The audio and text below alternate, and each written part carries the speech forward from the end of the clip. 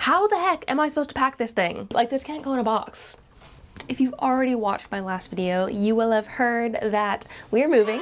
Yay! But this move is a big move. With movers, I have to pack all of my plants into boxes and stuff. Don't you worry, there's going to be a full video on that coming up, so keep an eye out for that. For the most part, I'm not too stressed about that, but there are some that I have concerns about packing and moving and the stress that it's going to put onto them. And I figured I would talk about that with y'all today, share the plants that I am a little bit concerned about, and we can go through it together. It can maybe alleviate some of my stress. Who knows? Before we get into that though, I want to say if you're new here and you don't know me already, hi, my name is Emma and I make houseplanty content all over the internet. So if you want to follow along with my houseplanty journey and maybe learn something along the way, stick around, watch some more of my videos, and subscribe to my channel. If you are not new here, welcome back. I really appreciate you returning. Now let's get into these plants that I'm nervous about. Starting off strong with probably my greatest logistical nightmare, packing-wise, the monstera constellation. How the heck am I supposed to pack this thing? It is kind of huge at this point, so large plant already, but also the stems, like my initial thought was to try to most plants kind of wrap them upwards so their foliage gets protected. With this one, the stems, I don't want to push the stem higher than about there. And so it's sticking out into loads of different directions. And I genuinely don't know how I'm going to solve that without potentially breaking the stems off, which I absolutely don't want to do. I love my tie. I want to keep it as nice as possible. And I am just a little bit concerned that it is going to get a bit beat up because I'm not going to be able to adequately cover it like I will be able to do with a lot of my smaller plants. This can't go in a box. So where do I put it? How do I do it? Also, it did just put out this new leaf, which is still hardening off, so it's a little bit fragile, and I really don't want that to get knocked too much. It's difficult because I feel like the top half, it is quite upwards. The bottom half is just very out, and I think that's going to cause the majority of the issues because if things are up, I can pack. If they're out, it seems a little bit more difficult, and I'm genuinely unsure about my plans for this one and how I'm going to be able to transport it safely, protecting the leaves in a moving truck with loads of boxes and furniture and all of our other stuff. There's anxiety there for me on that one. Another packing nightmare I have is about this scindapsus exotica here, my giant one that I have hanging around my mirror. It just goes up and back so many times. Its vines are so long. Maybe in the move I'll pull one out to see how long it actually goes, because that'd be interesting. But I just don't know how I can pack this one in a way that doesn't just fully tangle it up even further, because it's already tangled like this. But how am I gonna do it so it doesn't tangle further? And then if I try and untangle it on the other side, I don't wanna be knocking leaves off and stuff like that. So I think it is just gonna have to be one that I sit and be patient with. Maybe I can put it in a box all by itself and just have the pot and then all of the plant around it, because I think this would definitely fill up an entire small box on its own. So maybe that would be a good shout. It's also in pond, which is inherently heavy because it's literal rocks and it's got a water reservoir. And I'm thinking for most of my water reservoir plants that I'm going to dump out the water, make sure that they're soaked in the days before. And so they're the semi-hydro itself is wet, so they're not sitting dry, but without the water reservoir for maybe 48-ish hours. I think that would be okay. That is something that I am concerned about as well, but I don't know how I'm going to deal with that with literally every single one of my semi-hydro plants. I feel like that's the best option because I don't want to be moving huge buckets of water. I don't think that makes sense. I think it's also going to put a risk on the boxes because if there's water sloshing around, it could get the boxes wet, that could make them break and stuff. And so in the end, I don't think it makes sense to keep the water in it. And so hopefully that'll work out as well. I'm just worried that this one is going to be a tangled up mess and cause problems on the other side, but I suppose if I just take it slow and maybe take an hour, pop an audiobook in or something and sit there and slowly untangle it, give myself the time to do that, it will hopefully be okay, but how? Another fitting concern I have, but also a how concern, is my gigantic new monstera propagation. As you can see, I currently have it in a bucket of water. I'm water propagating this one, but like I talked about with the semi-hydro, I don't just want to transport a bucket of water. That just seems like a problem waiting to happen. But I'm just kind of concerned about how I'm going to keep this hydrated while I move and have the entire plant. Again, I think this one might just be one that I have to accept that the leaves will be out and about, which is inherently risky and scary. I was thinking potentially kind of going in with like a damp towel or moss or something around the base here. So leave it in water for as long as I possibly can.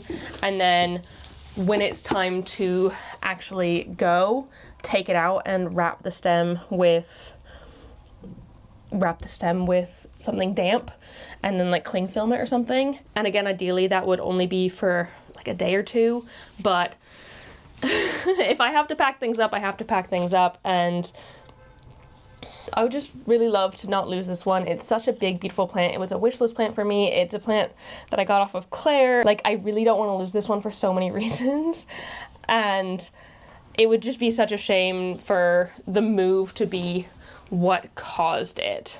So any tips on this one would be much appreciated, because we're just gonna have to vibe that one, I think, a little bit. Then we have my anthurium regale, and you can probably see why I'm scared about this one, because it has just put out this new leaf and it is nowhere near fully sized up or hardened off yet.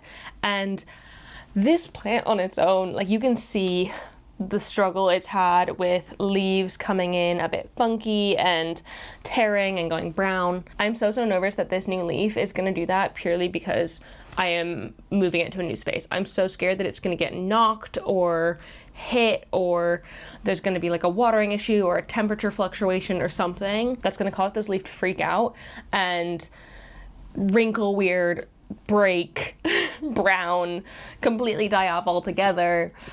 And that's going to be really, really sad, because I've only just gotten to the point where this one is actually giving me something again, and it would just be such a shame to have that not work out. Any sort of new leaves coming in on plants are going to be fragile, but this one especially, anthurium leaves, are probably the most fragile leaves I have in my entire collection when they're coming in, and so I am the most concerned about this one. But any sort of new leaves are going to be a damage risk for sure, and I really don't want it to be detrimental to the plant. And it's just especially because this one is still recovering from the like big transition and the big chop I did last year, and I've only just gotten it to the point where it's starting to look nice again. Nice is a very loose term here, because I know it doesn't look particularly great, but like, it's only just gotten going. It'd be such a shame for the move to rattle that and have it take another step back again. So I really don't want it to do that, but you know, it is what it is. We're gonna roll with the punches, and I can let you know on the other side. Carrying on with the fragility issue, I am so nervous for my begonia bipinattifida. This thing, it struggled going from my pond box into the cabinet, which is like a move from one room to the other, 100% humidity to like 70% humidity. Imagine what's gonna happen when this one sits in a box for 2 days or more. I really am worried that it's gonna be detrimental for this one, because it is so freaking sensitive. Begonias in general tend to be really sensitive, but I found this one in particular is like so fragile, and any sort of change for it is an issue. I feel like with plants like this, my best bet is to maybe pack them last so they've got the most minimal amount of time in transit because I don't want them having to get used to a box and then having to get used to our new home. And then immediately on the other side, putting it in a high humidity space. I feel like that is the best bet. Or like maybe I have a clear box big enough for this one, because I feel like in a clear box surrounded by a bunch of other plants, probably some in semi-hydro, it's gonna keep the humidity quite high as well as let in light because it's a clear box, like a big plastic tub kind of thing. But in a cardboard box, it's not gonna be getting any light. It might keep a little bit of humidity, but not tons. And so I'm just concerned for this one because I would really, really, really love to not lose it. I suppose I could take a safety cutting of this one and maybe put it in a prop box, but I'd even be concerned about that succeeding. So I kind of don't think I'm going to. I think I'm just going to have to risk it with this one. And if I need to get another one down the line, I can, because this one would definitely get replaced if it didn't end up working out on the other side. So fingers freaking crossed this one is okay. I would really love it to be okay, but I am concerned about this one as well as most of my other begonias, but this one in particular is just like so needy and hates change so much that it's the top of my worry list when it comes to my begonias. Somewhat similarly, I am worried for my pings. Carnivorous plants in general are not known to be great with change and transitions. They definitely prefer to just be stuck in the same place, left there forever, not touched, not bothered. And a big move is bothering them.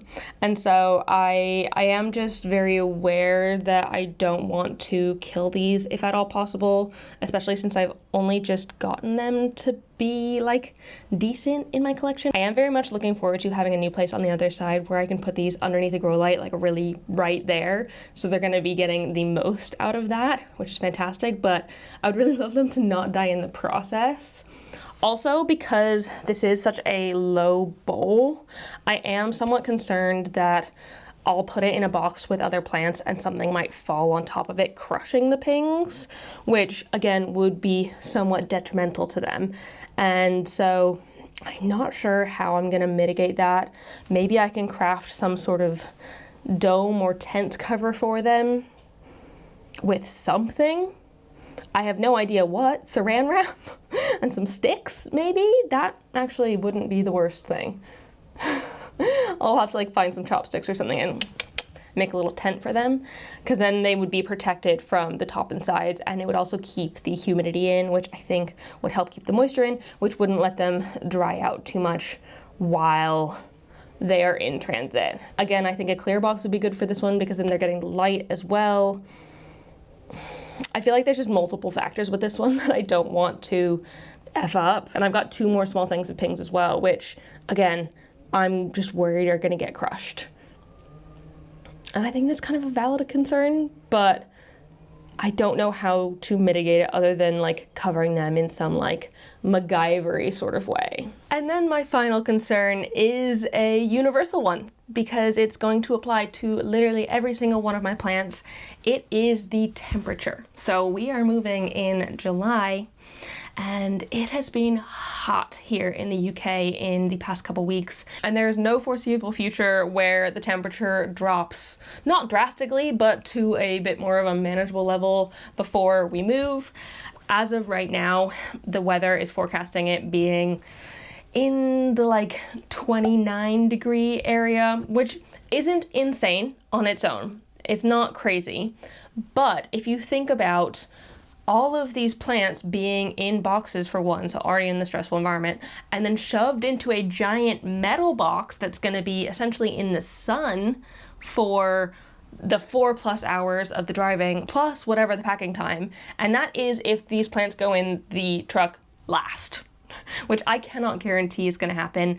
I know that Joe wants to get as much as possible packed into the trucks on the Thursday because we've got a 2-day move. Thursday afternoon to like pack one of the trucks, Friday morning to pack the other truck, and then we go on the 4-hour drive. I know Joe wants to get as much as possible packed on the Thursday, and so it's possible that my plants are going to be sitting in a hot truck for 24 plus hours, which is definitely not ideal, and it's not something that I would recommend to anybody, and I don't really know how to mitigate that. I suppose if we were on the other end and moving in winter, I could use something like heat packs to pop in the boxes to keep the plants warmish if it were really cold outside. That is an option, but I don't really feel like ice packs would work in the same way. They're not as long lasting as heat packs because I feel like you can get like 24, 48 hour heat packs, whereas an ice pack, once it's melted, it's melted.